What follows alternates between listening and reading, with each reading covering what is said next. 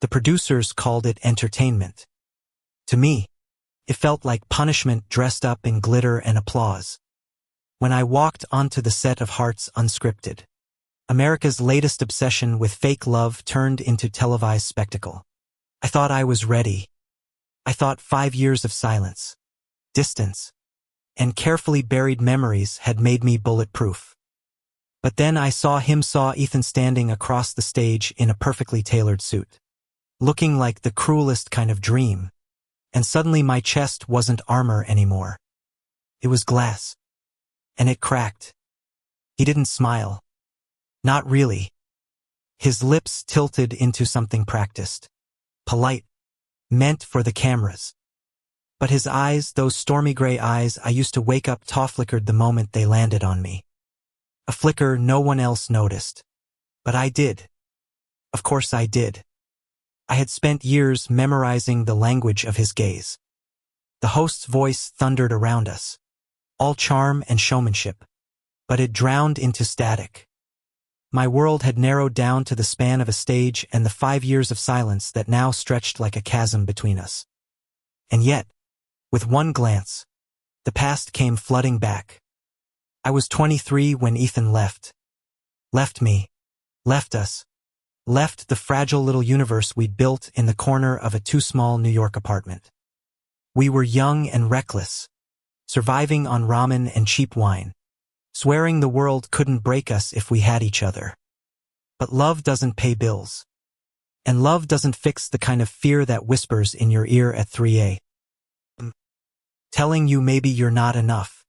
Maybe you'll never be enough. He walked out one rain-slick night in March. No goodbye kiss. No final fight worth remembering, just a muttered, "I can't do this," and the echo of the door slamming. I thought I'd chase him. I didn't. Maybe because a part of me believed if I stayed still, he'd come back. But 5 years passed. He never did. Until now. The cameras zoomed in. My throat tightened. I told myself not to look at him, but I did anyway. His hair was shorter now, styled with precision instead of the messy waves I used to run my hands through. He looked stronger, older, like life had sculpted him with both tenderness and cruelty. There was a faint scar near his jawline I didn't recognize. I hated that I wanted to touch it. Contestant number 7. The host announced, and I realized he was pointing at me. I forced my lips into something resembling a smile. America was watching. Couldn't let them see me break. "My name's Daniel," I said, my voice steady only because I'd spent a lifetime pretending. "I'm here because sometimes love deserves a second chance." The audience awed on cue, exactly as the producers wanted. What they didn't know was that my second chance stood only 10 feet away, and every nerve in my body screamed his name. Later, when the cameras cut for a break, I felt his presence before I heard his voice. "Daniel." Just my name. 2 syllables, and my carefully built walls trembled. I turned, and there he was, close enough to touch but still oceans away. "Ethan."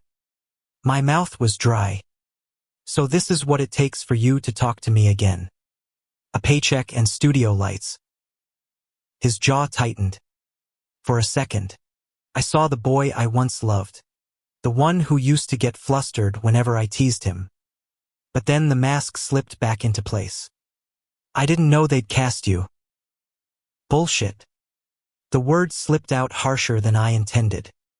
"You think I believe this is coincidence?" He didn't answer. Instead, his eyes softened, just for a fraction of a moment. And damn him, damn Meffer, the way my heart leapt at that softness.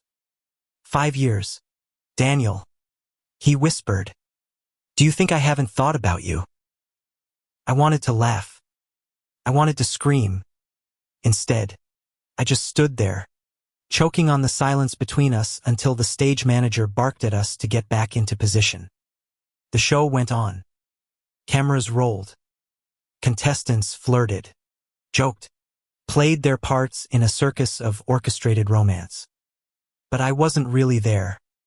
I was back in that tiny New York apartment, watching Ethan laugh with a mouth full of cheap Chinese takeout. I was lying in bed with him, our limbs tangled, the city humming outside like a lullaby. And I was breaking all over again. Because 5 years hadn't changed the truth. I still loved him. The first night of filming, we were assigned rooms in the same production hotel. By some cruel twister, maybe Fatou ended up next door to each other. The walls were thin. I could hear his laugh, muffled through plaster, and it kept me awake until dawn. 2 in the morning. There was a knock at my door. I opened it without thinking.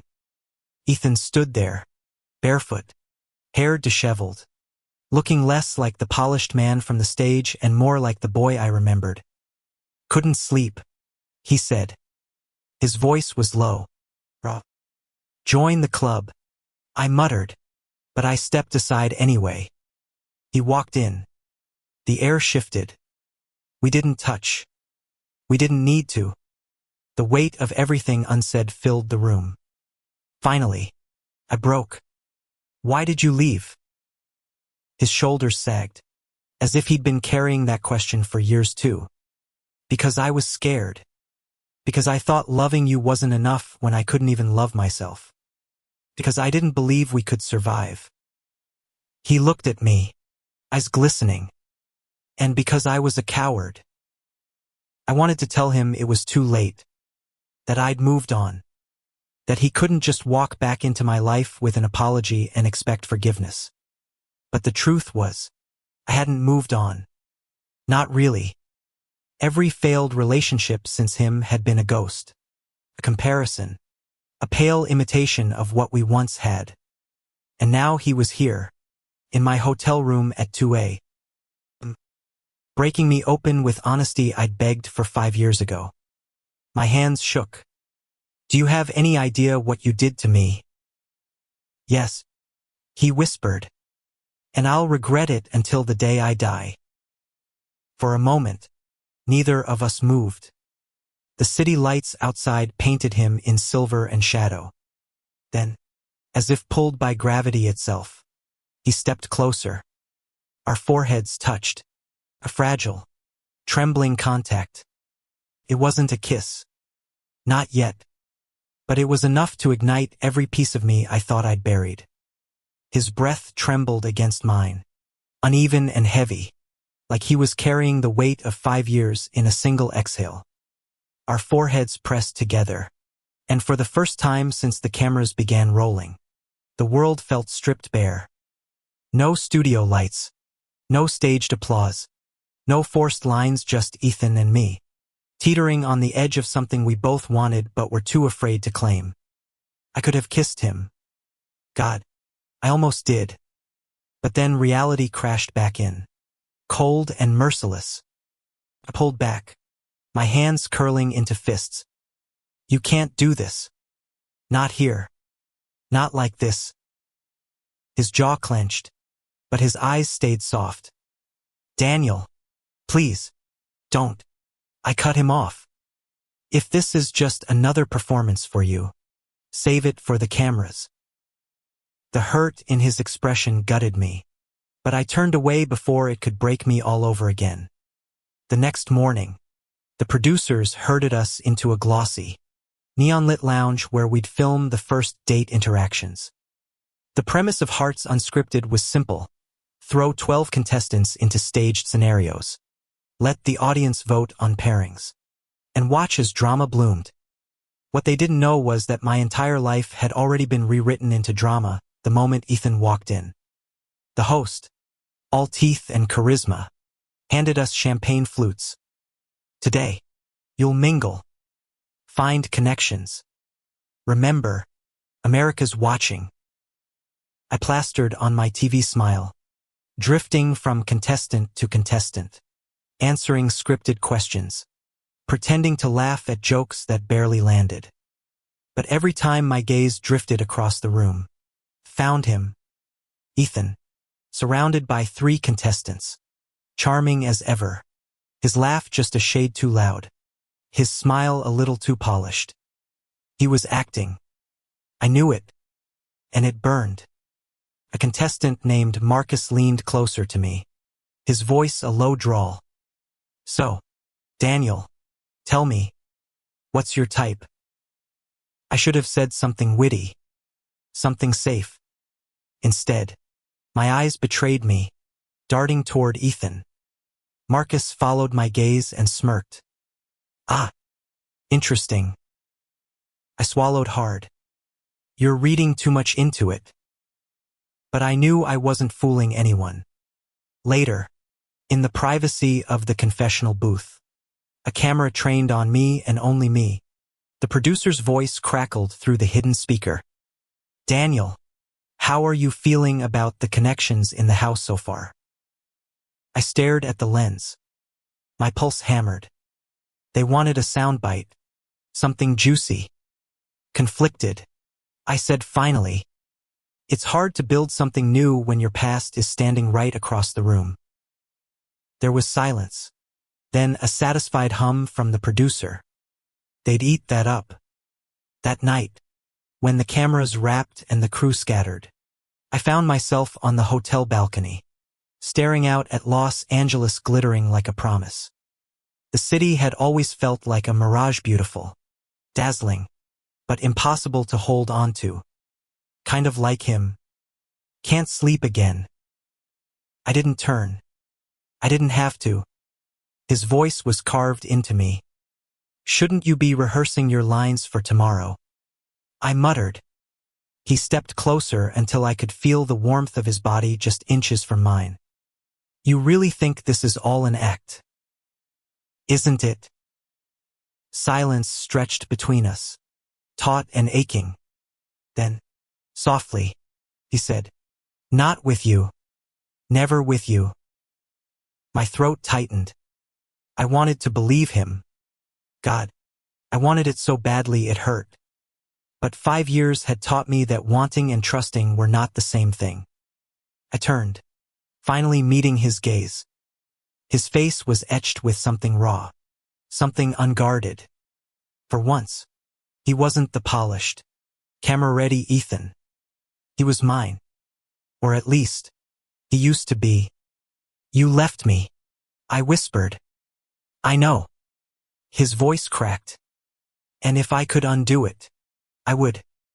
Every damn day. I searched his eyes for lies. All I found was regret.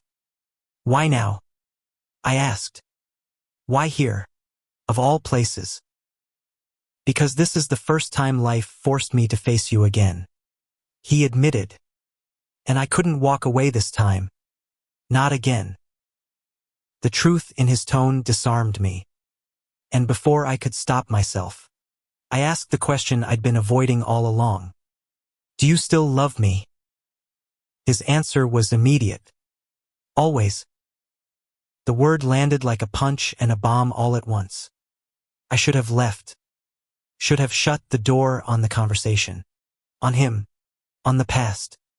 Instead, I stayed.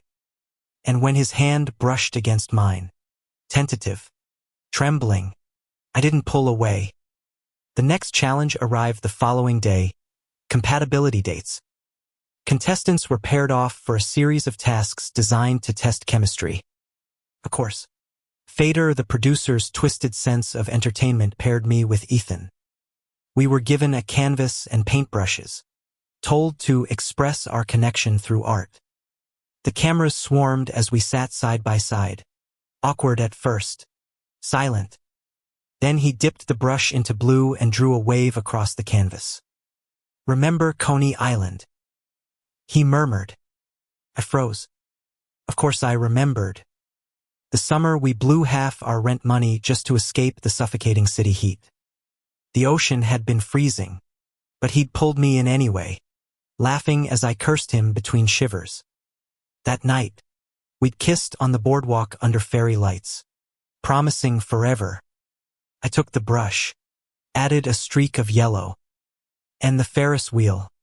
I said, you kissed me at the top, even though you were terrified of heights. He chuckled softly. Still am. By the time the task ended, our canvas was messy, chaotic, a swirl of memories we hadn't planned to spill. But when the host held it up to the audience, the crowd swooned. "They call that love," the host teased. My chest ached, because it was, or at least, it had been. That night, in the confessional booth, I broke. "I don't know what the hell I'm doing," I admitted, staring into the lens. Part of me wants to run. The other part, my voice faltered. The other part still wants him. And I hate that. The producer asked gently, "Why hate it?" "Because loving him once almost destroyed me," I whispered. "And I don't know if I'd survive it a second time." 2 days later came elimination night. Contestants lined up. Tension thick in the air as the host announced who would stay and who would go. America's votes decided half. The producers decided the rest. I didn't expect to be nervous. But when the host called Ethan's name before mine, something primal twisted in my chest. Relief. Fear. Desire. When they finally called me safe, I exhaled a breath I hadn't realized I'd been holding. After the ceremony, as the others celebrated, Ethan found me. "You looked terrified," he teased softly. "Shut up," I muttered. But he didn't. He stepped closer, his voice dropping. "Daniel, I know I don't deserve another chance. But if I get it, I'll spend the rest of my life proving I won't waste it." The words lodged in my throat, sharp and impossible. Because for the first time in 5 years, I believed him. The show thrived on tension. That was the entire point. Shove people into pretty cages, shake the bars, and see who cracked first. The producers had a sadistic genius for it, pairing rivals together, forcing accidental brushes of intimacy, crafting situations where the line between performance and reality blurred until you forgot which side you were on. And Ethan and I, we were their golden ticket. They saw it instantly. Two men with history written all over their eyes, every glance between us buzzing like static. We were the storyline they'd been praying for. Which is why, 3 days into filming, they announced the first trust challenge. The premise was simple. We'd be blindfolded and led through an obstacle course by our partner. Communication, guidance, connection television gold. And of course, Ethan was my partner again. The blindfold slipped over my eyes, plunging me into darkness. The producers clipped a mic near my collarbone, so every breath, every stumble, would be broadcast to millions. "Ready?" Ethan's voice brushed against my ear, low and steady. I stiffened. "Just don't let me fall on national TV." He chuckled. "Never."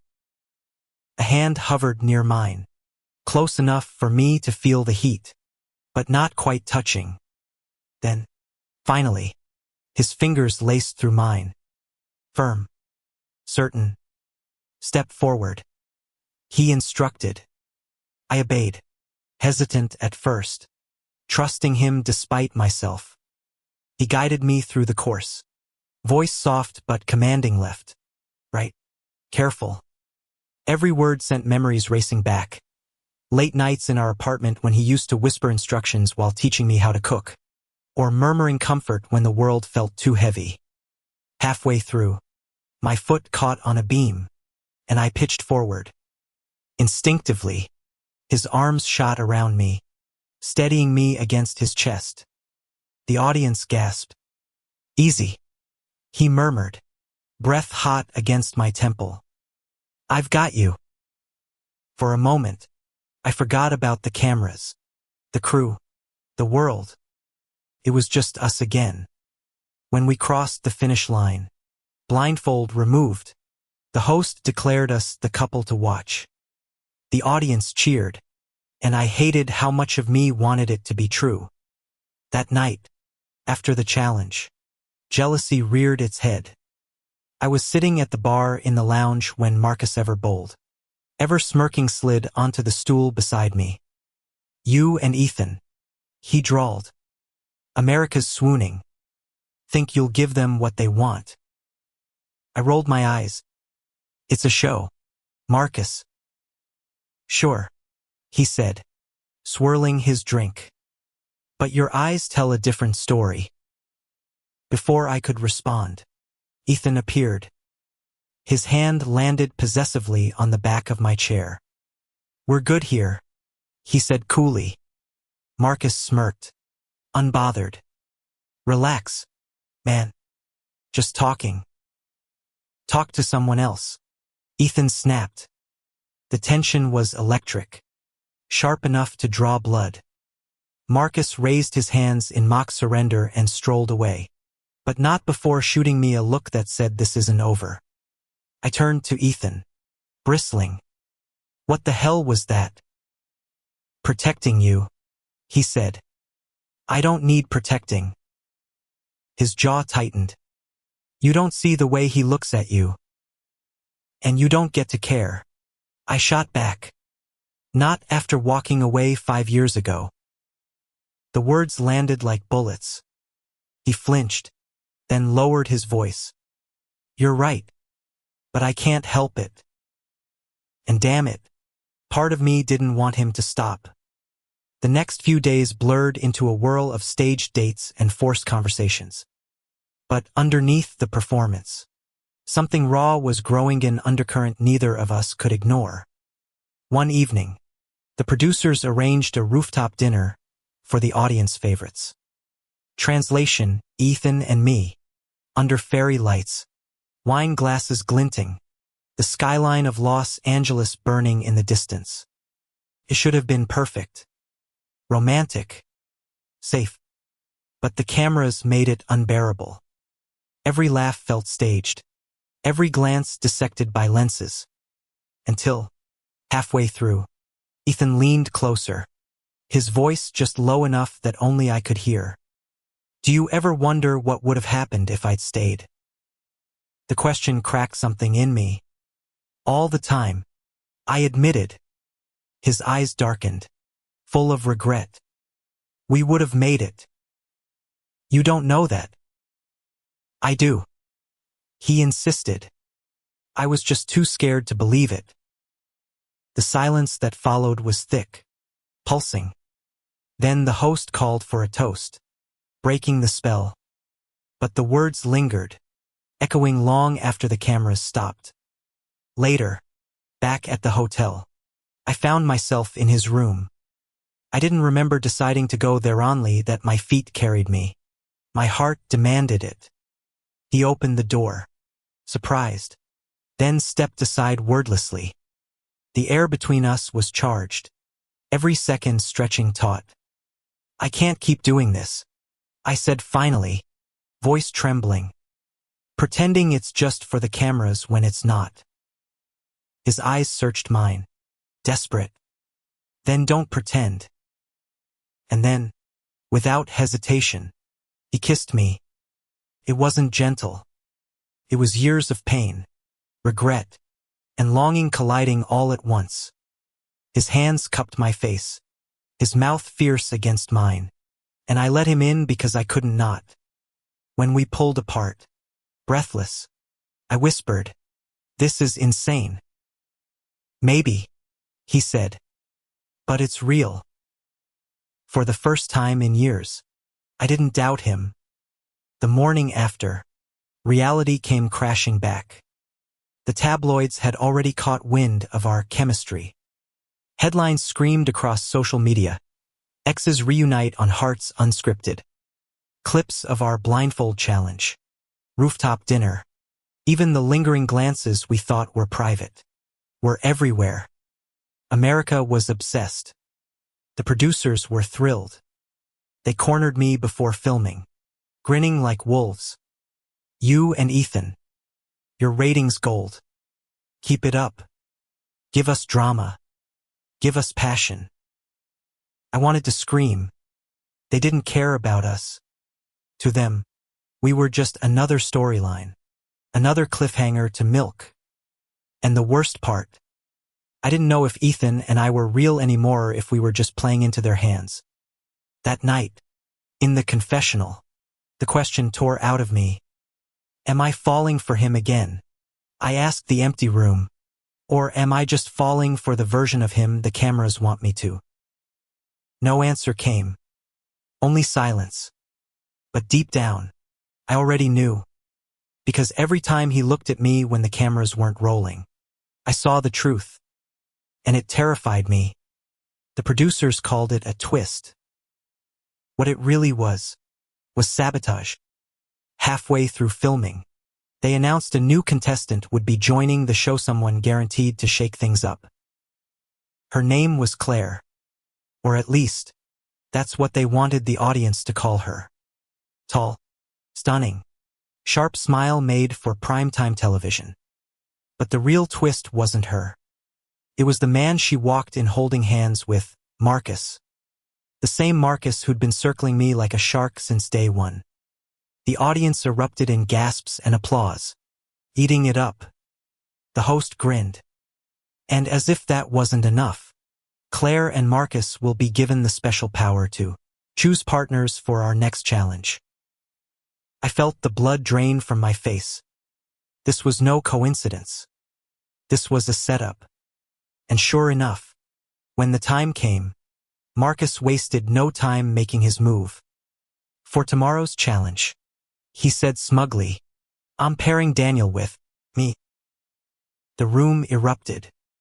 Gasps. Whispers. Cameras zooming in to catch Ethan's jaw tightening. And Ethan, Marcus continued, his smile sharp as glass. You'll be paired with Claire. The producers nearly salivated. Drama, conflict, heartbreak, it was exactly the poison they wanted. That night, Ethan cornered me in the hallway. This is bullshit, he snapped, voice low, furious.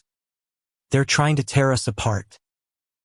I folded my arms, anger simmering under my skin. Then maybe don't make it so easy for them. His eyes flared. You think I want this? I don't know what you want. The words tore out of me before I could stop them. Half the time you're pulling me close. The other half you're pushing me away. And now you'll be paired with Claire. And the cameras will love it when you accidentally fall for her. His face twisted, hurt flashing across his features. You really think I'd fall for anyone else? After everything? I wanted to believe him. God, I did. But the doubt gnawed at me, sharp and relentless.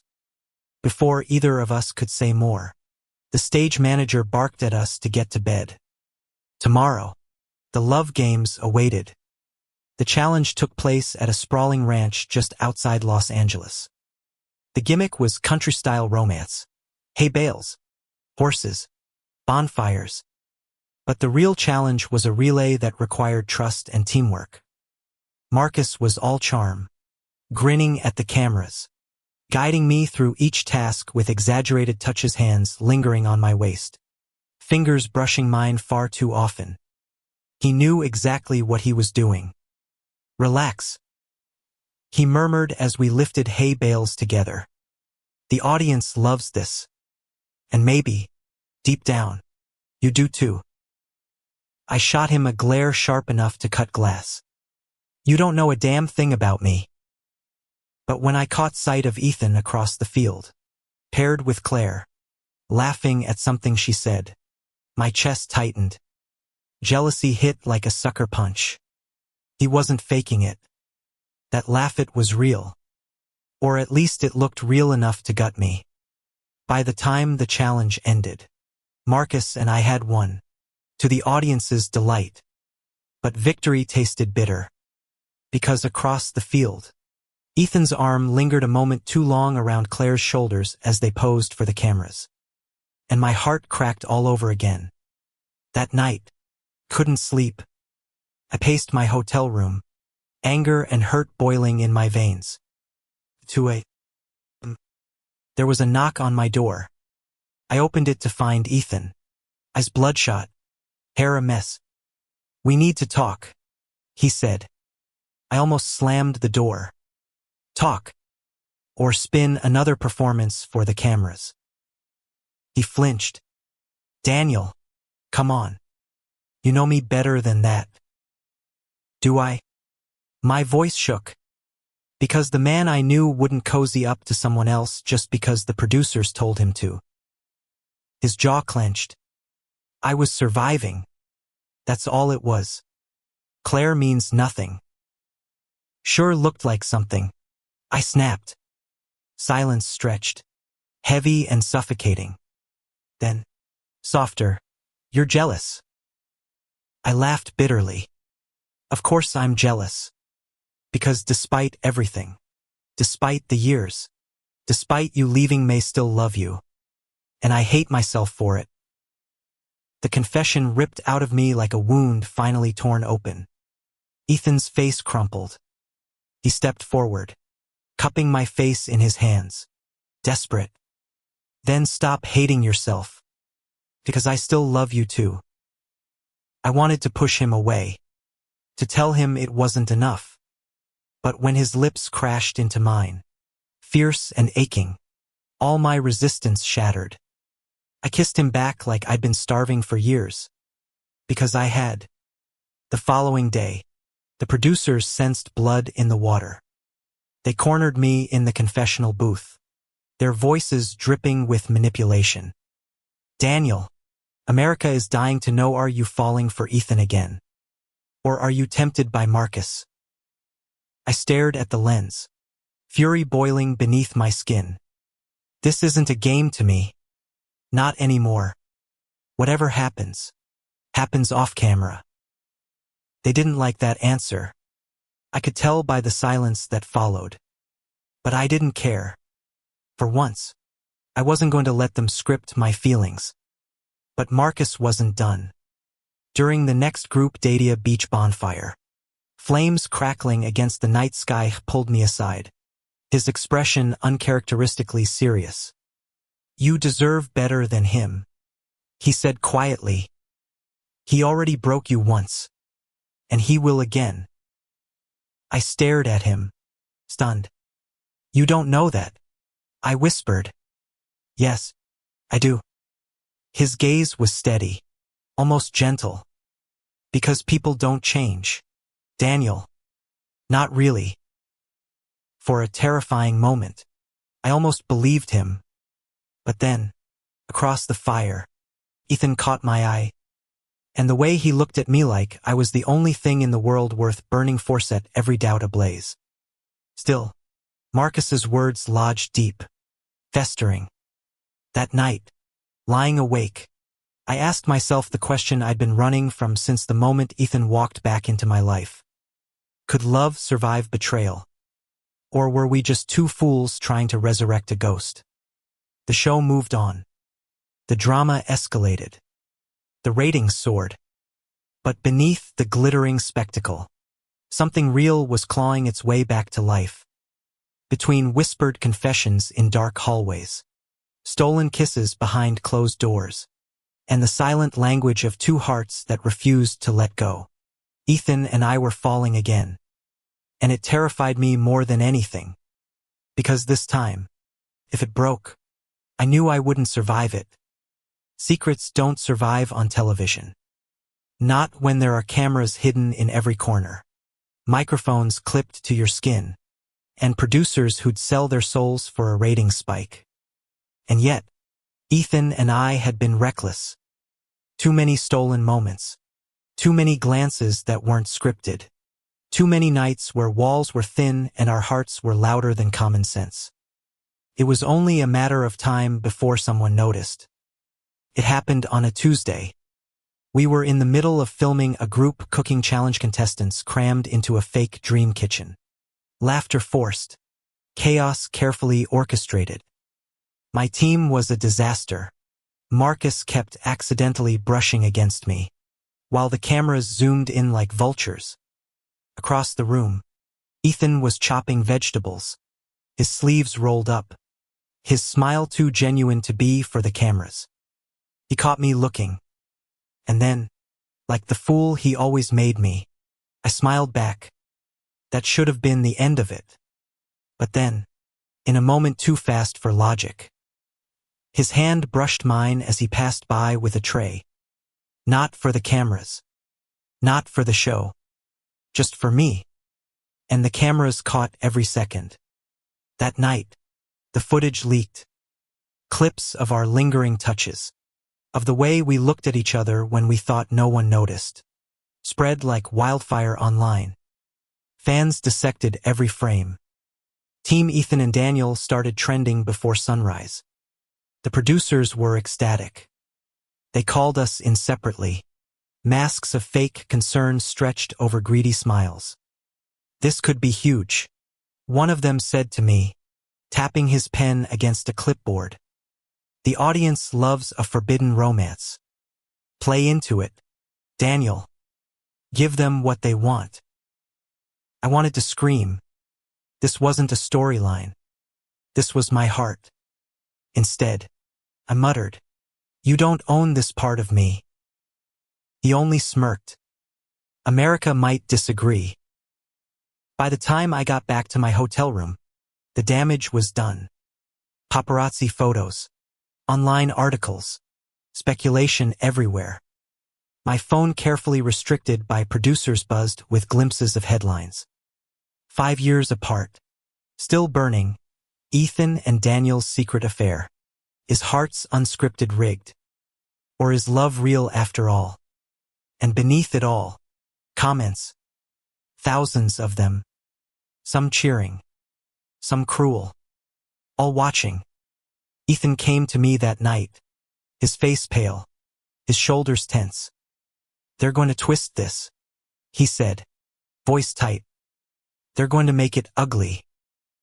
I swallowed hard. Maybe it already is. His eyes snapped to mine. Fierce. "No. Don't say that. What we have, it's not ugly. It's the only real thing in this whole damn circus." I wanted to believe him, but the weight of millions of strangers dissecting us, owning us, made me feel like we weren't ours anymore. "They're going to make us choose," I whispered, between surviving the show and surviving each other. His hand found mine. Warm. Steady. "Then choose me." God help me. I almost did. The next day, the producers announced a live audience taping. To bring the fans closer to the romance. They said. What they really meant was to exploit us further. We sat under hot lights, lined up like dolls, while the host fired questions designed to wound. "Ethan," he said with a smirk, "fans want to know, are you falling for Daniel all over again?" The audience erupted in cheers. Ethan's gaze flicked to mine, then back to the host. "Yes," he said simply. My breath caught. The host grinned wider, pouncing. "And Daniel, do you feel the same?" Every eye was on me. Every camera trained. Every audience member leaning forward. My pulse thundered.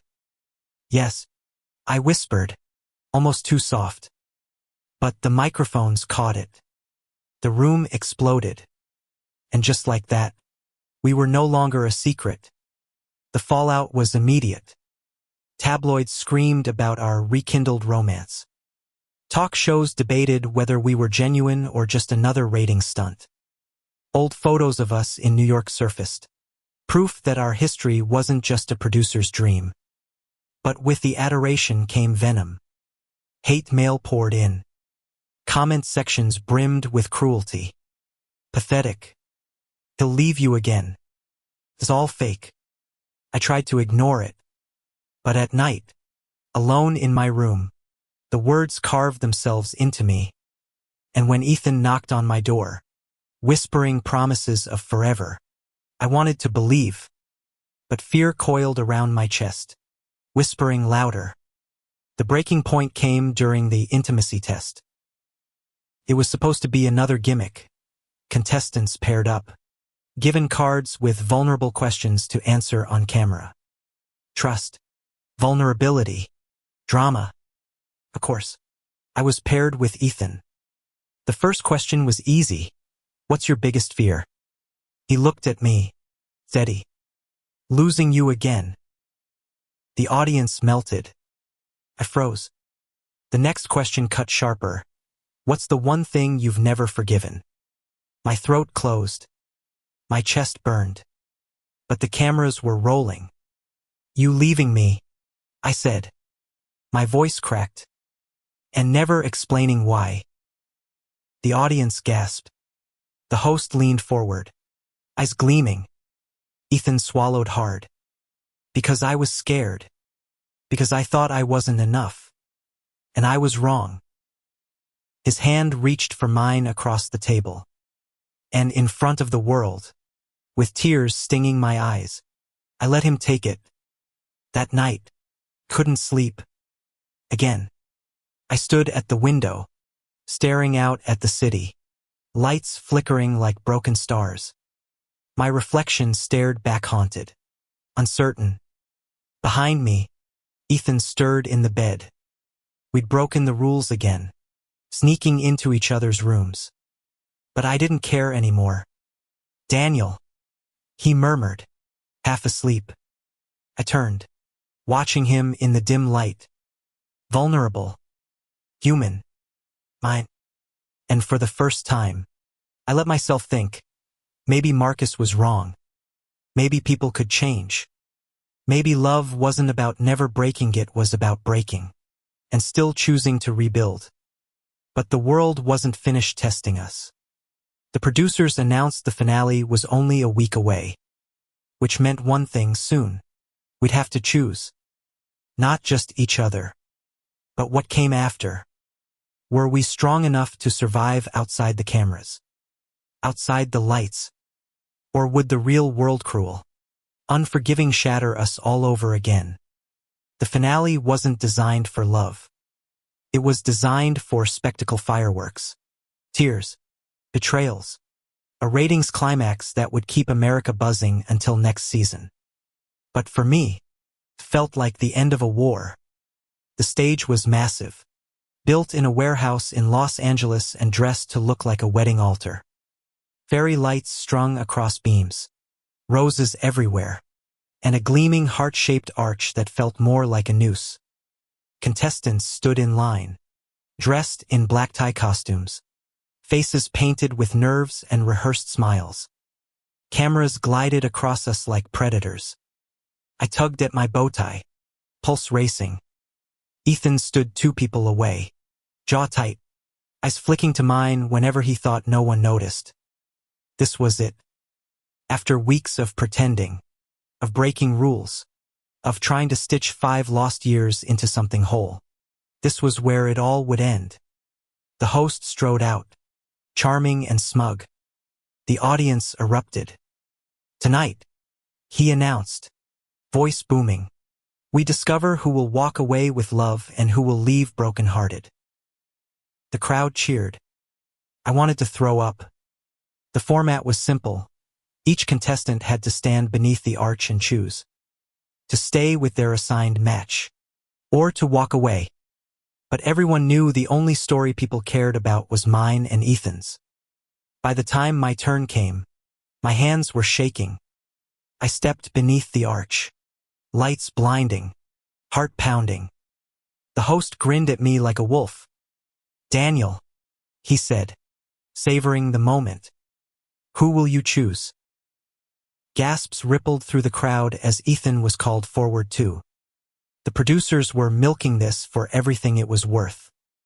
He stood across from me, tuxedo sharp, eyes softer than I'd ever seen them. It felt like 5 years collapsed into the single second. The host's voice echoed, will you walk away together, or walk away alone? Silence.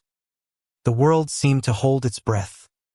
And in that moment, I saw everything at once the night he left me. The years of silence. The pain.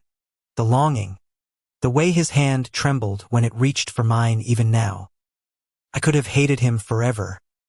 I almost did. But love is stubborn. I reached for his hand, We walk away together, I said. The room erupted. Chaos followed cheering, crying, cameras zooming in, producers grinning with dollar signs in their eyes. But none of it mattered. Ethan's arms were around me, pulling me close, forehead pressed to mine. I'm not letting go this time, he whispered. Good. I breathed. Because I don't think I'd survive it twice. The kiss we shared then wasn't for the cameras. It wasn't for the show. It was ours. The weeks after were brutal. Headlines exploded. Interviews, contracts, sponsorship offers. Everyone wanted a piece of us. But for the first time, we chose differently. We said no. No to the spin-offs. No to the staged proposals. No to letting strangers dictate our future. Instead, we packed our bags, disappeared from the spotlight, and drove north until the city faded in the rearview. We ended up in a small town in Oregon, tucked between pine trees and endless sky. We rented a cabin with creaky floors and a fireplace that smoked too much. And for the first time in years, we were just... Ethan burned pancakes every morning. I pretended to be annoyed, but secretly loved the way he cursed under his breath. We hiked trails where no one knew our names, where the only cameras were our own, and the only audience was the wind through the trees. At night, we lay on the porch, wrapped in blankets, watching stars. Sometimes we talked about the show, about the madness, about how close we'd come to losing each other again. But most nights, we didn't need words. One night, months later, he pulled out a box. Not flashy, just simple, wooden, worn like he'd been carrying it for years. Inside was a ring.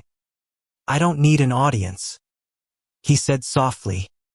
I just need you. Tears blurred my vision. My voice cracked. Yes, I whispered. 1,000 times yes. Looking back, I sometimes think about the irony. We were thrown together in a show designed to manipulate us, exploit us, break us apart. Instead, it gave us the one thing neither of us had dared hope for, a second chance.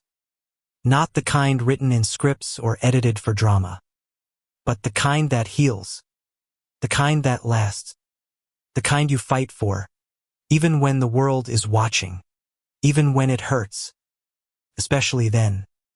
Because love isn't perfect. It's messy, painful, terrifying. But when it's real, it's worth everything. And 5 years after I thought I'd lost him forever, I finally understood. I never had to let him go. Thank you for listening. If you find it interesting, please like and subscribe to follow the next stories.